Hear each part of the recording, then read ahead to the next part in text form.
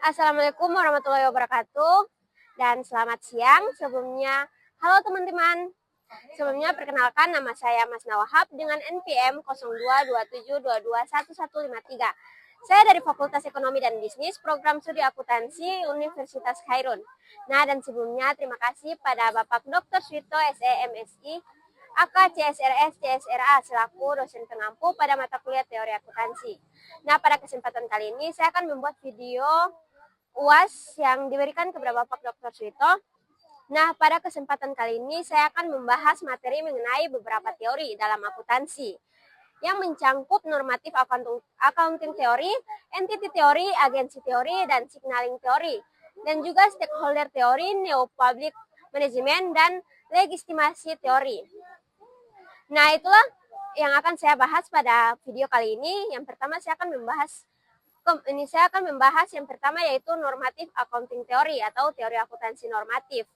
Nah, normatif accounting teori adalah pendekatan dalam akuntansi yang bertujuan untuk menetapkan standar atau prinsip yang ideal mengenai bagaimana laporan keuangan seharusnya disusun tanpa terlalu memperhatikan praktik akuntansi yang ada.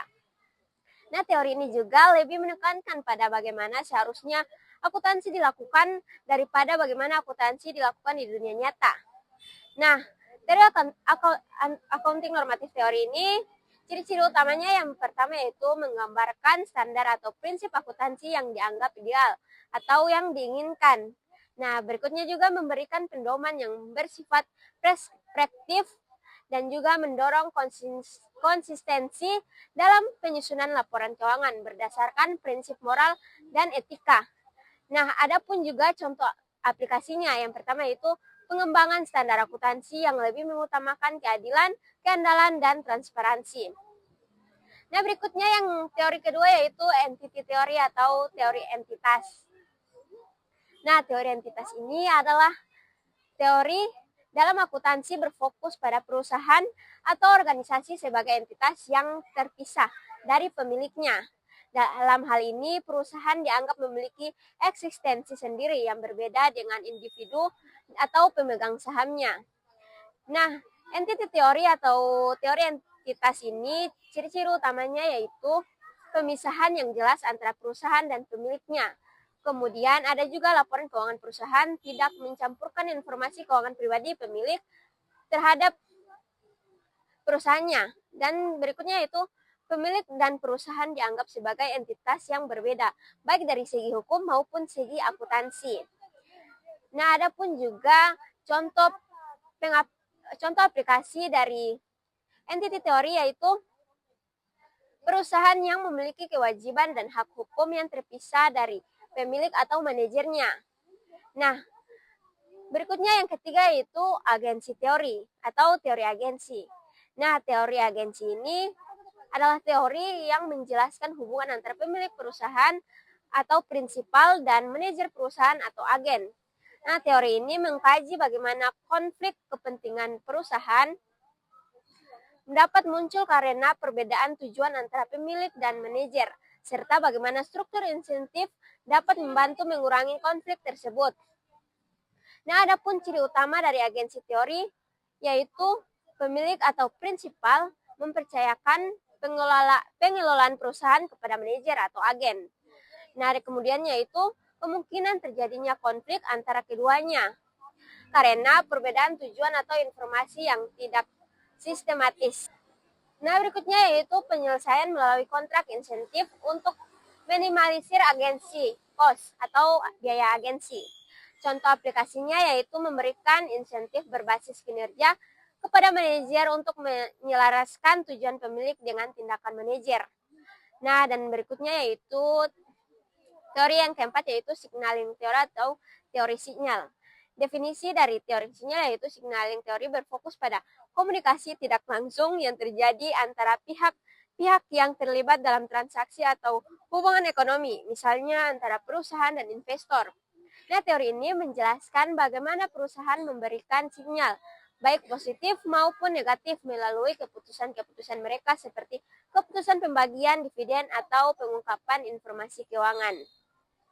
Nah, ada pun ciri-ciri utama dari signaling teori yaitu sinyal adalah tindakan yang memberikan informasi kepada pihak lain. Diperlukan untuk mengurangi asimetris informasi antara pihak yang memiliki informasi lebih banyak dan pihak yang memiliki informasi lebih sedikit. Nah, perusahaan yang memiliki informasi lebih sedikit dapat menggunakan sinyal untuk menunjukkan kualitas atau prospek mereka. Nah, ada pun juga contoh aplikasi dari signaling teori, yaitu perusahaan yang mengumumkan laba yang lebih tinggi atau memberikan dividen untuk memberikan sinyal positif kepada investor mengenai stabilitas keuangan mereka. Nah, berikutnya yaitu ada yang kelima, stakeholder teori atau teori pemangku kepentingan. Nah, stakeholder teori ini mengusulkan bahwa perusahaan tidak hanya bertanggung jawab kepada pemegang saham atau shareholder, tetapi juga kepada berbagai pemangku kepentingan atau stakeholder seperti karyawan, konsumen, pemasok, masyarakat, dan pemerintah. Nah, teori ini juga meningkatkan pentingnya mempertimbangkan kepentingan berbagai pihak dalam pengambilan keputusan perusahaan. Nah, adapun ciri utama dari stakeholder teori. Yang pertama yaitu ciri utamanya yaitu fokus pada kesejahteraan berbagai pihak yang terlibat dengan perusahaan dan juga pengambilan keputusan yang tidak hanya menguntungkan pemegang saham tetapi juga stakeholder lain. Nah, ada pun juga contoh aplikasinya yaitu kebijakan perusahaan yang melibatkan tanggung jawab sosial atau CSR dan keberlanjutan lingkungan untuk mendukung pemangku kepentingan lainnya. Nah, berikutnya yaitu ada yang keenam yaitu New Public Management. Nah, New Public Management ini adalah suatu pendekatan dalam manajemen sektor publik yang berfokus pada efisiensi, efektivitas, dan hasil. New Public Management ini mendorong penerapan prinsip manajemen sektor swasta dalam organisasi publik dengan tujuan untuk meningkatkan kinerja, akuntabilitas, dan pelayanan publik. Nah, ciri-ciri utama dari New Public Management yaitu ada fokus pada pengolahan berbasis hasil dan juga penerapan prinsip manajemen berbasis di sektor publik. Dan juga ada mengutamakan efisiensi pengukuran kinerja dan akuntabilitas. Ada juga pemisahan antara kebijakan dan operasional. Nah, ada juga contoh aplikasi dari New Public Management yaitu pendekatan seperti kontrak kinerja dalam pelayanan publik, pengukuran hasil pelayanan, dan pemberian insentif bagi pegawai pemerintah yang berprestasi. Nah, dan yang ketujuh yaitu ada legitimasi teori atau teori legitimasi. Nah, legitimasi teori berfokus pada upaya perusahaan untuk memperoleh dan mempertahankan legitimasi sosial yang penting untuk keberlangsungan operasionalnya. Perusahaan perlu menunjukkan bahwa aktivitasnya sesuai dengan norma sosial dan harapan masyarakat. Nah, adapun ciri-ciri utama dari legitimasi teori yaitu adalah organisasi perlu bertindak sesuai dengan norma sosial dan ekspektasi masyarakat. Dan ada juga menjaga atau memperoleh legitimasi dapat meningkatkan peluang kelangsungan hidup perusahaan. Terkadang organisasi melakukan tindakan atau pengungkapan informasi untuk mempertahankan legitimasi mereka. Adapun contoh aplikasinya yaitu perusahaan yang mengungkapkan kebijakan keberlanjutan dan tanggung jawab sosial untuk menunjukkan komitmen terhadap isu-isu sosial dan lingkungan agar diterima dengan baik oleh masyarakat. Nah, dan ada juga kelebihan dan kekurangan dari teori-teori yang sudah saya jelaskan. Kelebihan dari normative accounting theory yang pertama yaitu memberikan pedoman yang jelas dan ideal dalam penyusunan laporan keuangan. Nah, dan yang kedua membantu membangun konsensus mengenai standar akuntansi yang universal dan dapat diterima secara internasional. Juga kelebihan dan kekurangan dari masing-masing teori yang sudah saya jelaskan tadi. Yang pertama, kelebihan dan kekurangan dari normative accounting theory. Nah, yang pertama yaitu kelebihannya. Kelebihan dari normative accounting theory yaitu memberikan pedoman yang jelas dan ideal dalam menyusun laporan keuangan dan juga membantu membangun konsensus mengenai standar akuntansi yang universal dan dapat diterima secara internasional. Nah, ada juga kekurangannya, yaitu kekurangan tidak realistis karena mengabaikan keragaman praktik dan kondisi ekonomi yang ada. Bisa mengarah pada ketidakfleksibelan dalam penerapan prinsip yang mungkin tidak sesuai dengan situasi praktis. Nah, contohnya seperti penerapan prinsip fair value dalam mengukur aset yang lebih sesuai dengan kondisi pasar yang berkembang. Nah, dan yang kedua yaitu entity theory atau teori entitas. Nah, kelebihan dari entity theory atau teori entitas yaitu menjamin adanya pemisahan yang jelas antara kepentingan pribadi, pemilik, dan entitas organisasi, mengurangi konflik antara keduanya, dan memberikan dasar yang kuat untuk menyusun laporan keuangan yang terpisah dari pemilik dan individu. Nah, ada pun juga kekurangan dari entity theory yaitu dapat menjadi kurang fleksibel dalam pengambilan keputusan yang melibatkan aspek pribadi pemilik yang juga terlibat dalam organisasi. Dan juga kadang-kadang dapat membuat manajemen lebih kompleks dalam hal pengelolaan keuangan pribadi, pemilik, dan perusahaan. Nah, contohnya yaitu struktur perusahaan seperti PT Perseroan Terbatas yang mengharuskan pemisahan antara aset perusahaan dan aset pribadi pemilik. Nah, dan yang ketiga yaitu ada agensi teori. Nah, kelebihan dari agensi teori yaitu memberikan penjelasan yang kuat mengenai konflik kepentingan dalam organisasi, bagaimana meminimalkan biaya agensi melalui struktur insentif yang tepat. Nah, dan juga dapat meningkatkan transparansi, akuntabilitas, dan dalam pengelolaan perusahaan. Adapun kekurangannya yaitu tidak selalu memperhitungkan dimensi sosial atau moral dalam hubungan antara prinsipal dan agen, terlalu fokus pada pemecahan masalah melalui insentif finansial yang terkadang tidak cukup untuk mengatasi masalah yang lebih kompleks. Nah, contohnya yaitu kontrak eksekutif yang memberikan bonus berbasis kinerja jangka pendek untuk menyelaraskan tujuan perusahaan dengan manajer. Nah, berikutnya yaitu yang keempat, signaling teori atau teori sinyal. Nah, kelebihan dari signaling teori yaitu dapat membantu perusahaan membangun reputasi dalam menarik minat investor dengan memberikan sinyal positif mengenai kesehatan finansial atau prospek perusahaan. Dan juga dapat membantu mengurangi ketidakpastian dalam dan asimetris informasi yang ada di pasar. Adapun kekurangan dari signaling teori yaitu sinyal yang salah atau menyesatkan dapat merugikan perusahaan dan merusak reputasi mereka. Terkadang sinyal yang diberikan tidak cukup jelas atau dapat ditafsir berbeda oleh berbagai pihak. Contohnya yaitu pengungkapan laporan keuangan yang transparansi dan jelas di media massa atau selama panggilan konferensi yang bertujuan untuk menarik investor dan mengurangi spekulasi pasar. Nah, berikutnya yang kelima yaitu stakeholder teori atau teori pemangku kepentingan. Nah, kelebihan dari stakeholder teori yaitu memberikan pendekatan yang lebih holistik dalam pengambilan keputusan dengan melibatkan berbagai pihak yang memiliki kepentingan terhadap perusahaan, dan juga mendorong perusahaan untuk mempertimbangkan dampak sosial dan lingkungan dari keputusan mereka.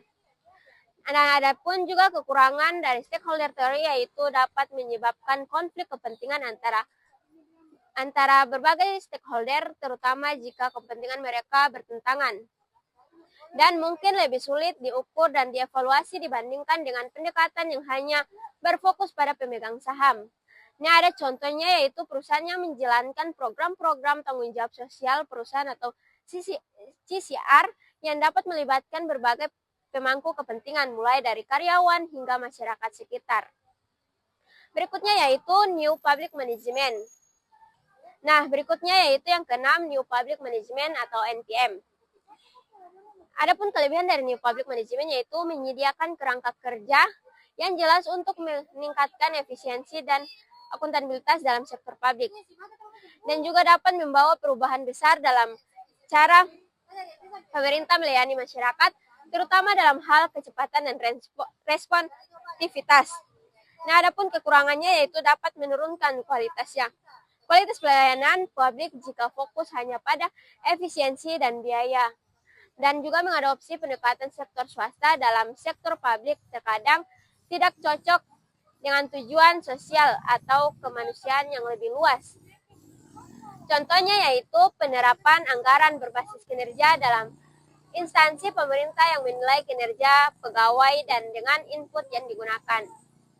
Nah, dan yang terakhir yaitu legitimasi teori atau teori legitimasi.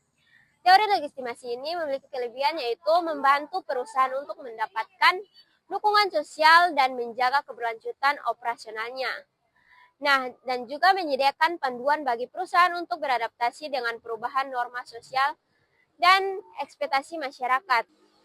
Nah, adapun kekurangannya yaitu terkadang bisa menuntut perusahaan untuk melakukan tindakan yang tidak ekonomis atau menguntungkan demi mempertahankan citra sosial. Dan juga berfokus pada citra dapat mengurangi perhatian terhadap tujuan jangka panjang atau keberlanjutan finansial perusahaan. Contohnya yaitu perusahaan yang terlibat dalam proyek pelestarian lingkungan atau memberikan informasi yang lebih transparan mengenai dampak lingkungan dari masyarakat operasional. Contohnya itu perusahaan yang terlibat dalam proyek pelestarian lingkungan atau memberikan informasi yang lebih transparan mengenai dampak lingkungan dari operasional mereka untuk memperoleh legitimasi dari masyarakat dan regulator. Nah, normatif accounting teori juga pendekatan dalam implementasi teori akuntansi normatif sering digunakan pada lembaga-lembaga pengatur seperti Financial Accounting Standard Board atau IASB, International Accounting Standard Board, untuk merumuskan standar akuntansi yang ideal. Walaupun teori ini seringkali dianggap terlalu ideal, memiliki pengaruh besar dalam pengembangan dan pembentukan standar akuntansi global. Contohnya, terkait praktik, teori ini sering diterapkan dalam penentuan prinsip dasar seperti prinsip konsistensi, transparansi, dan kewajaran dalam penyediaan laporan keuangan. Misalnya, dalam penyusunan laporan tahunan, perusahaan disarankan untuk menampilkan informasi yang akurat mengenai keadaan finansial perusahaan dengan mempertimbangkan prinsip etika dan kewajaran bukti hanya kepentingan jangka pendek. Dan juga adapun entity teori, penambahan hubungan antara hukum. Teori entitas berhubungan erat dengan konsep hukum yang memandang perusahaan sebagai badan hukum yang terpisah dari pemiliknya. Konsep ini penting karena memberikan hak hukum pada perusahaan untuk mengajukan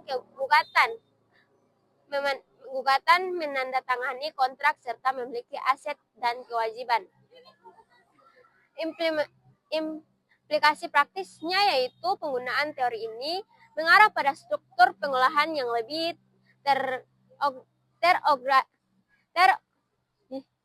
penggunaan teori ini mengarah pada struktur pengolahan yang lebih terorganisir dan profesional. Hal ini juga membuat perusahaan lebih mudah untuk mendapatkan pendanaan karena kreditor dan investor memandang perusahaan sebagai entitas yang terpisah dan kehidupan pribadi pemilik. Dan adapun juga agensi teori, penambahan modal kontrak agensi. Dalam teori agensi, berbagai model kontrak dirancang untuk mengurangi konflik antara prinsipal dan agen. Misalnya, dalam perusahaan publik, kontrak eksekutif sering kali mencangkup insentif berbasis kinerja seperti bonus atau opsi saham untuk mendorong agen atau manajer bekerja sesuai dengan tujuan perusahaan. Nah, dari teori-teori yang sudah saya jelaskan tadi, saya dapat menyimpulkan bahwa berbagai teori ini memberikan pandangan yang lebih berbeda mengenai bagaimana manajemen dan akuntansi harus praktikan teori-teori tersebut, membantu menjelaskan dinamika dalam organisasi. Teori-teori tersebut membantu menjelaskan dinamika dalam organisasi, baik dari sisi hubungan internal seperti antara pemilik dan manajer atau agensi teori, maupun hubungan eksternal dengan pemangku kepentingan lainnya atau stakeholder. Teori legitimasi atau setiap teori memiliki tujuan dan fokus yang berbeda, namun semuanya memberikan kontribusi penting dalam pengembangan teori manajemen. dan akuntansi yang lebih efektif dan berkelanjutan. Nah, penambahan untuk memperdalam pemahaman mengenai masing-masing teori yang telah dijelaskan sebelumnya. Masing-masing teori yang telah dibahas memberikan kontribusi penting dalam pemahaman berbagai dinamika yang terjadi dalam pengelolaan organisasi, baik di sektor publik maupun swasta. Teori-teori ini memberikan panduan yang dapat membantu organisasi untuk mencapai tujuan mereka secara lebih efisien, mengelola konflik kepentingan secara menjalin hubungan yang lebih baik dengan berbagai pemangku kepentingan. Namun, penerapannya memerlukan pemahaman yang mendalam dan keseimbangan antara teori dan praktiknya yang ada di lapangan. Baik, itulah hasil pembahasan saya mengenai teori-teori yang sudah saya jelaskan tadi. Kurang dan lebihnya saya mohon maaf. Wabillahi taufiq wal hidayah. Wassalamualaikum warahmatullahi wabarakatuh.